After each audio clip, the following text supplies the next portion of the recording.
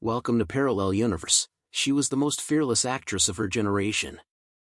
Raw, unpredictable, and carrying an emotional authenticity that made every performance feel less like acting and more like confession. Debra Winger burned through the early 1980s like something Hollywood was not fully prepared for, and then, at the absolute peak of her powers, she walked away from all of it. The life she has been living since is one that her most devoted admirers will find both heartbreaking and, in its own quiet way, completely extraordinary. Debra Winger was born on May 16, 1955, in Cleveland Heights, Ohio. At 18, a truck accident left her partially paralyzed and blind for 10 months, a period of enforced stillness that she has described as the moment she decided that if she recovered she would pursue acting with everything she had. She recovered. She kept her promise. Urban Cowboy in 1980 introduced her.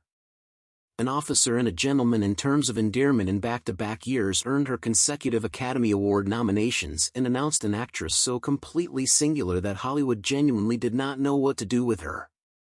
It chose, eventually, to make her miserable enough to leave. She clashed with directors. She refused publicity for films she found dishonest. She dropped out of A League of Their Own, reportedly refusing to work alongside Madonna. She sat at the Oscars holding an imaginary award after losing, a gesture her director James L. Brooks described as both heartbreaking and full of enormous grace simultaneously. She was labeled difficult by an industry that had no other language for a woman who refused to perform gratitude for its approval. In the mid-1990s she walked away entirely. She spent a semester teaching at Harvard. She wrote a book.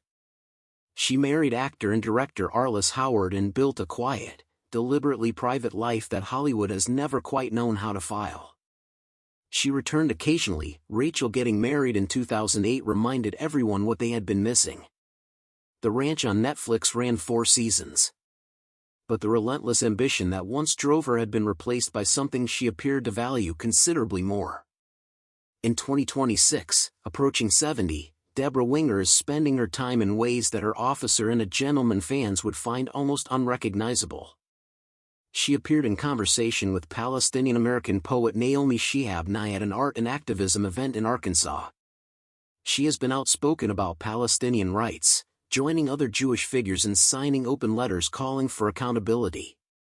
She is living a life built entirely around conscience rather than career. She was recently described in a rare social media appearance as stunning.